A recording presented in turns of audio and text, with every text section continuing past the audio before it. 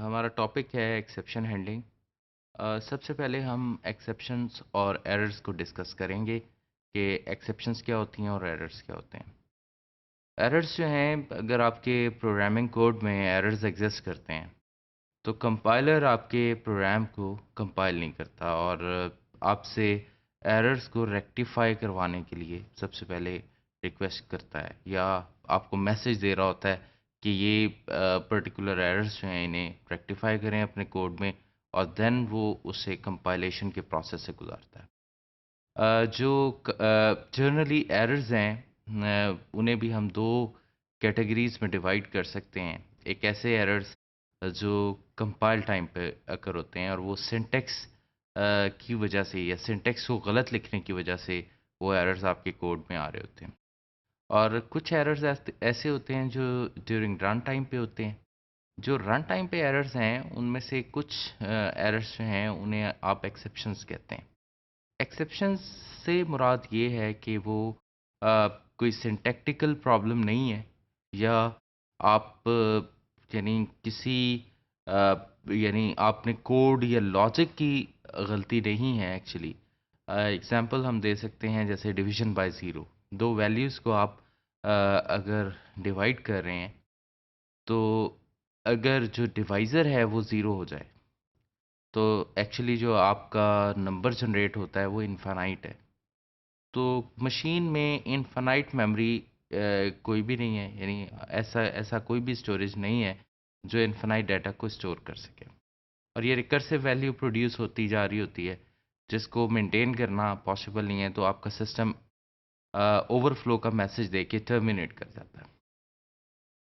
जो ये टर्मिनेशन है ये इटसेल्फ बड़ी क्रिटिकल है। बहुत सारे रियल टाइम सिस्टम्स जो हैं उनमें टर्मिनेशन इस तरह से एक्सेप्टेबल नहीं है कि कोई भी रन टाइम एरर या एक्सेप्शन अकर हो और आपका सिस्टम जो है वो बिल्कुल ब्रेक हो जाए या वो टर्मिनेशन स्टेट में चला जाए। तो इस तरह की सिचुएशंस को केटर करने के लिए एक्सेप्शन हैंडलिंग को आप स्टडी करते हैं। तो हम डिफरेंशिएट कर रहे हैं एरर्स और एक्सेप्शंस पे। एरर्स वो चीज़ें हैं जो सिंटैक्टिकली आप कोड के अंदर कुछ गलतियाँ कर रहे हैं, उन्हें आप जनरली एरर्स बोल रहे हैं। और जो लॉजिकली या रन टाइम पे जो सिचुएशंस अकर आ रही हैं which are not errors actually, but वो एक्सेप्शंस हैं ड्यू टू सम रीजंस वो अकर हो रही हैं। तो ऐसी एक्सेप्शंस को केटर कर सकते हैं आप इस टॉपिक के ज़रिए एक्सेप्शन हैंडलिंग। तो आज हम ये सीखेंगे कि किस तरह से रन टाइम सिचुएशन में आप सिस्टम को टर्मिनेशन स्टेट में जाने से बचा सकते हैं और आप कैसे एक्सेप्शन हैंडलिंग अपने कोड में कर सकते हैं। ओवरव्यू में हम एरर हैंडलिंग ओवरव्यू देखेंगे, when to use exception handling, Java exception hierarchy, finally block stack and unwinding, print stack trace, get stack trace and get message, chained exceptions, declaring new exception types, precondition and post condition and assertions। सबसे पहले हम बात कर रहे हैं exception is an indication of a problem that occurs during program execution. जैसा मैंने पहले आपको इंट्रोडक्शन देते हुए बताया कि एक्सेप्शंस जो हैं वो प्रोग्राम के एग्जीक्यूशन के वक्त अगर कोई प्रॉब्लम अकर होती है तो उसे कहते हैं exception implies that the problem occurs infrequently. मतलब ये जर्नली ये चीज़ें अकर नहीं होती, जैसे डिवीजन बाय ज़ीरो का केस है, जर्नली अकर नहीं होता। नॉर्मली आप तो ऐसी वैल्यूज़ ही एंटर कर रहे होते हैं जो डिवाइड हो सकती हैं, लेकिन डिवीजन बाय ज़ीरो का केस अकर हो सकता है। ये एक एक्सेप्शन है। With exception handling, a program can continue execution rather than termination after dealing with a problem। तो बेसिक पॉइंट यहाँ पर ये है कि जनरली आपका प्रोग्राम जो है वो टर्मिनेशन फेज़ में चला जाता है जैसे ही कोई एक्सेप्शन अकर होती है रन टाइम पर। तो एक्सेप्शन हैंडलिंग की वजह से वो टर्मिनेशन फेज़ में ना जाए बल्कि वो रिवाइव हो जाए। मैं यहाँ पर एग्जांपल देना चाहूँगा कि ऐसा कब-कब हो सकता है और ऐसा होने से क्या इफ़ेक्ट हो सकते हैं real time systems. For instance आप किसी फ्लाइट को ज़हन में रखिए, और आजकल मॉडर्न एज में हर जो एरोप्लेन है वो कंप्यूटर बेस्ड सिस्टम की वजह से चल रहा है। अगर आप रियलाइज़ करें कि एक कंप्यूटर सिस्टम में कोई एक्सेप्शन अकर होती है और आपका जो प्लेन है उसका सिस्टम टर्मिनेशन फेज़ में चला जाता है ड्यूरिंग फ्लाइट, तो बहुत बड़ा हादसा अकर होने का चांस होता है। तो इसलिए अगर कोई एक्सेप्शन अकर हो रही है, तो उसकी वजह से टर्मिनेशन फेज़ के बजाय उसे रिवाइव हो जाना चाहिए। तो ये एक रियल टाइम सिस्टम की एग्जांपल है।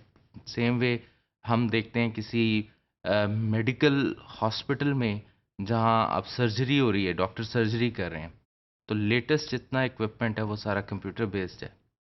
ड्यूरिंग सर्जरी अगर कोई एक्सेप्शन अकर होती है और उसकी वजह से आपका प्रोसेस टर्मिनेट हो जाता है, तो एक मरीज़ जो है, पेशेंट जो है, वो एक क्रिटिकल सिचुएशन में जा सकता है। तो ये वो सारी चीज़ें हैं जो बड़ी मिशन क्रिटिकल हैं।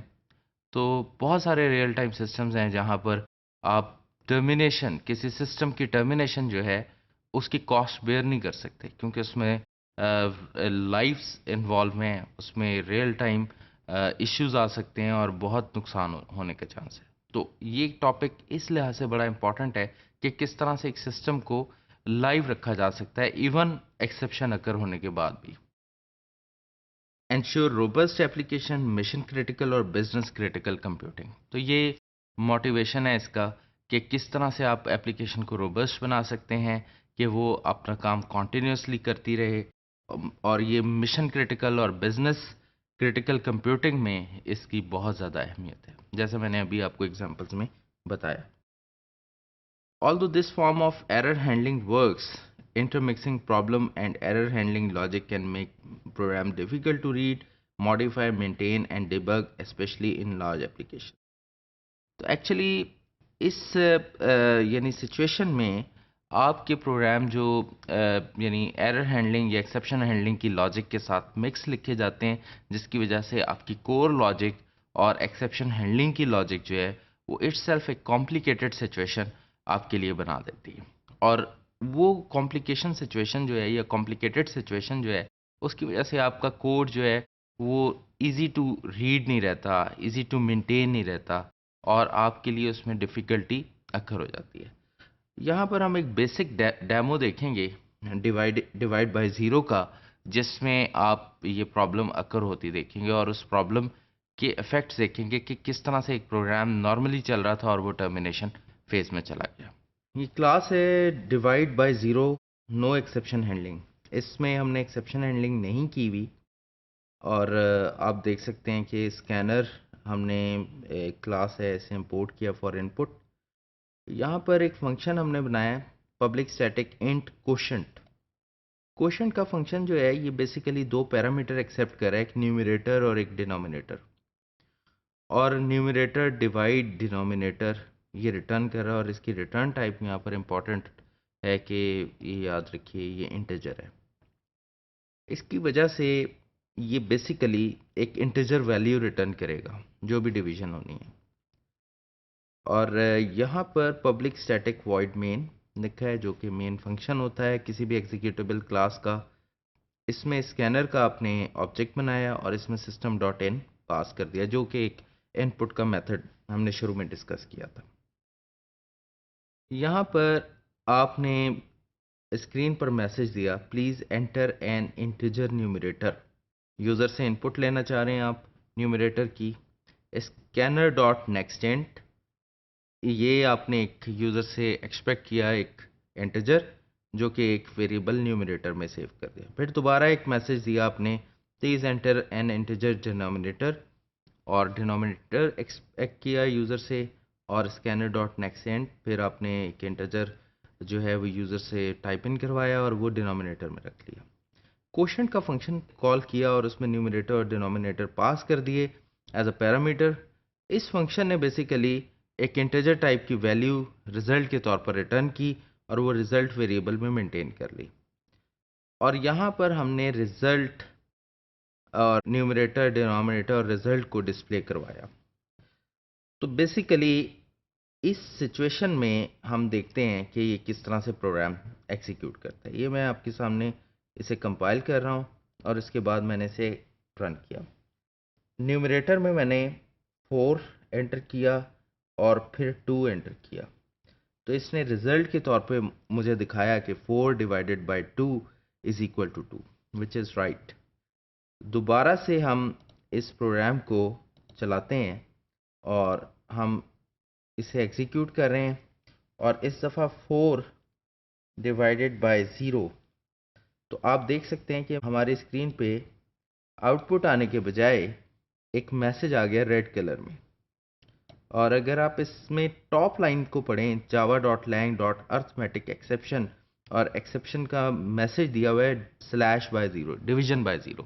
इससे पता ये लग रहा है कि जैसे ही हमने डिवीजन बाय 0 की, रियल लाइफ में हम डिवीजन बाय 0 करते हैं तो इन्फिनिटी एक आंसर हम रिकॉर्ड कर लेते हैं अपने पास, बट मशीन में क्योंकि हमारे पास लिमिटेड मेमोरी है तो हम डिवीजन बाय 0 को स्टोर नहीं कर सकते।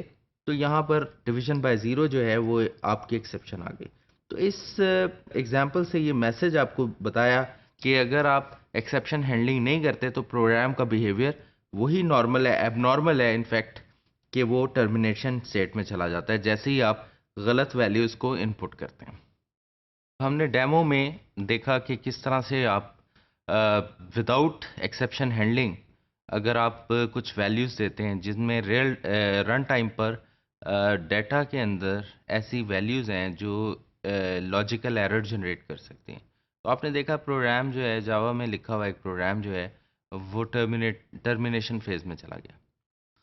लेकिन हम चाहते ये हैं एक्सेप्शन हैंडलिंग में ये सिंपल मैसेज ये मिल रहा है हमें कि बिजनेस क्रिटिकल या मिशन क्रिटिकल एप्लीकेशंस में आप टर्मिनेशन ऑफ एन एप्लीकेशन जो है उसे बेयर नहीं कर सकते, तो उसे बेसिकली रिवाइव होना चाहिए। तो अब देखेंगे नेक्स्ट सिचुएशन में कि एक्सेप्शन हैंडलिंग की वजह से हम किस तरह से एप्लीकेशंस को टर्मिनेशन फेज में जाने से रोकेंगे। अब हम देखते हैं कुछ फर्दर इस स्लाइड पर कुछ इन्फॉर्मेशन। तो यहाँ पर ये कुछ क्लासेस हैं, ये जो शेडेड क्लासेस हैं ग्रे कलर में, ये बेसिकली अनचेक्ड एक्सेप्शंस हैं, और जो वाइट कलर में क्लासेस हैं ये चेक्ड एक्सेप्शंस हैं। अनचेक्ड एक्सेप्शंस आप देख सकते हैं कि थ्रोएबल की दो कैटेगरीज हैं, एक्सेप्शन एंड एरर। एरर्स तो वो हैं जो वाकई एरर्स ही हैं, एक्सेप्शंस वो हैं जो इनफ्रीक्वेंट हैं, कभी कभी अकर होती हैं, बट उसमें से भी जो ग्रे हैं ये अनचेक्ड हैं और जो वाइट हैं वो चेक्ड हैं। चेक्ड का मतलब ये है कि ऐसी एक्सेप्शंस जिनको रियल टाइम पे मैनेज किया जा सकता है, जिनसे रिवाइव किया जा सकता है। बट जो ग्रे में हैं इनका मतलब ये है कि अगर ये एक्सेप्शंस अकर हो जाती हैं तो रियल टाइम में हम रिवाइव नहीं कर सकते, बल्कि हमें टर्मिनेट ही करना पड़ता है। तो ये बेसिकली इस स्लाइड का कंक्लूजन है, जिससे आपको बेसिक आइडिया हो जाएगा, चेक्ड और अनचेक्ड एक्सेप्शंस का फ़र्क पता लग जाएगा।